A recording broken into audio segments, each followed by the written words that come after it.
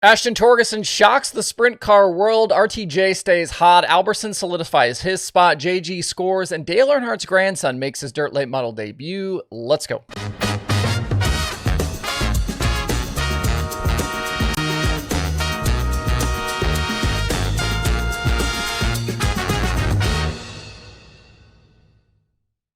It's Monday, April 28th. I'm Justin Fiedler. This is DIRTRACKR Daily presented by Kubota Genuine Parts.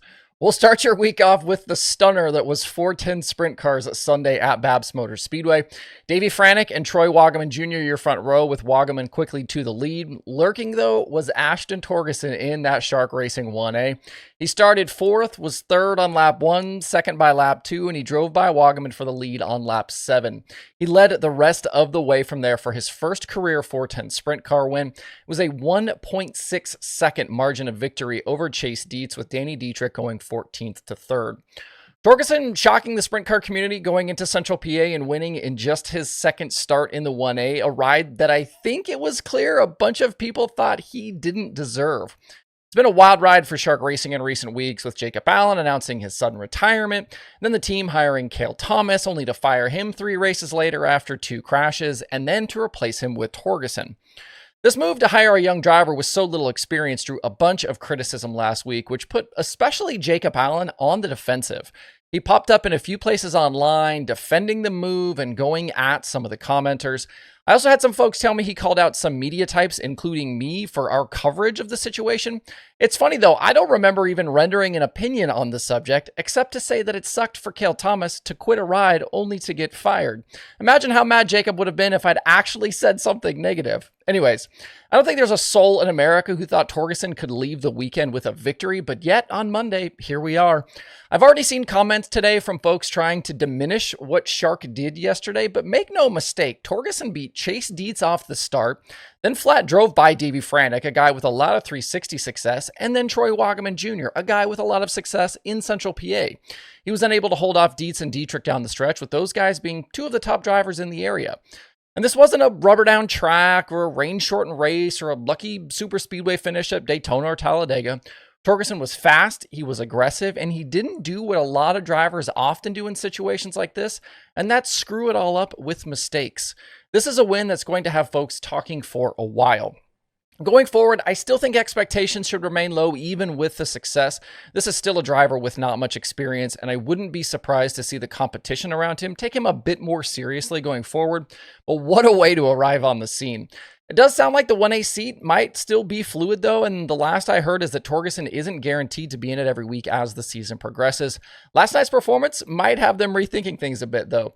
Bobby Allen did tweet this morning that their plan for this week is to take Torgerson to Eldora to race against the World of Outlaws. The young driver has made just 4 attempts with the Outlaws, but none since 2023. He made the feature on his Gold Cup prelim night that year, but ended up with B-main results in the Gold Cup finale and then subsequent appearances at Hanford and Placerville. Before we move on, if you don't already subscribe to the YouTube channel, the podcast, or follow DIRTRACKR on Facebook, take a second right now and hit that button. The goal for the year is 50,000 on both YouTube and Facebook, and I'd love to have you join in. For the month of April, 48.1% of watch time on YouTube came from folks who are not subscribed. So that means almost half of you watching right now aren't yet subscribers. Subscribing to the show and following on Facebook, they're both free to do, and it's mutually beneficial for you and for DIRTRACKR. All right, let's keep digging. Lucas Oil Late Model Dirt Series closed out a 3-race weekend last night at Port Royal. Ricky Thornton Jr. stayed absolutely red hot. He slipped by pole sitter Jonathan Davenport to lead lap 15 and was basically unchallenged from there. Lucas win number 6 on the season and is 4th in the past 7 races. RTJ hasn't finished off a Lucas podium since night 2 at Ocala back in February. JD settled for 2nd, with Devin Moran making a late move to the podium and Garrett Alberson good again. He actually ran as high as 2nd before finishing in 4th.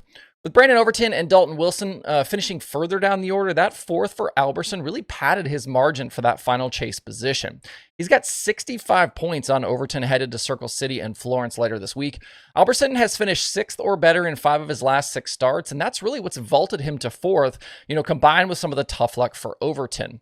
And Brandon Sheppard, he looked to be headed in the right direction Friday and Saturday with 2 top 5 finishes, but he was out early last night after suffering damage to the right front. I didn't see a replay on flow, so not quite sure what happened there, but that right front was killed on the Rocket 1. He's now nearly 200 points behind Alberson for that final chase spot. At Kokomo yesterday, Justin Grant picked up his first USAC midget win driving for Chad Boat. JG moved from RMS to CBI in the offseason. He ended up battling his old car last night with Steven Snyder Jr. in the seat. A second place run for Snyder was his best career series result. Grant leads the way in the way too early standings over Cannon McIntosh after 2 races. USAC midgets are back in action again in a few weeks at the Belleville Short Track. USAC sprint cars are at Eldora this week along with the World of Outlaws, and then Silver Crown hits the high banks of Winchester on Sunday. If you haven't seen Winchester, you haven't been there, you got to check that place out. I pitted an ARCA race there way back in the day. That place is absolutely wild. Other Sunday winners included Kyle Cummins in the sprint car feature at Kokomo, and Tim Schaefer won the season opener at Lernerville. Schaefer was again driving the Michael Dutcher 17 GP. He's been in that car 3 races now since Landon Crawley departed to take over Johnny Herrera's 45X, with that team parting ways with Jace Park. Schaefer was 4th in the opener at Tri-City last week. He ran 3rd at Muskingum County on Friday with Fast, and now this Lernerville win. This might be a sweet spot here for both driver and owner. One final thing for today, we talked a while back about Wyatt Miller making his dirt late model debut, and that start came actually just this past Saturday night in a 604 at Natural Bridge Speedway in Virginia. If you're not aware, Miller is the son of Kelly Earnhardt Miller and L.W. Miller. He's Dale Earnhardt Jr.'s nephew, and then that obviously all makes him Dale Earnhardt's grandson. The 13-year-old runs a variety of car types, including micros at Millbridge. He's been in off-road trucks, and he's gotten into pavement late models now. He got a chance to try out dirt late models because of the Earnhardt family's relationship with Longhorn chassis owner Steve Arpin. Miller made his debut in the Whittier Motorsports ride, which serves as the Longhorn factory team for crate competition. Team owner Tony Whittier is actually an employee at Longhorn, and that 00 machine competes regularly with Ethan Wilson in the seat. Wilson, the younger brother of Dalton Wilson. He's already bagged a couple of wins this season, including during the Sunshine Nationals at Volusia. Miller qualified 7th of 20 cars, ended up 5th in the feature behind a Justin Williams win. It sounds like Miller will get another shot with Longhorn and Whittier in the coming weeks.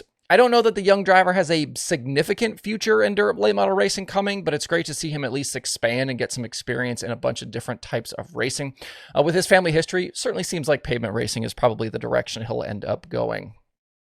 That's the show for today. Stick around this week as I've got some more interesting tech things to share, including some things on the late model side. There's also some midweek racing coming up, so there will be plenty to talk about this week.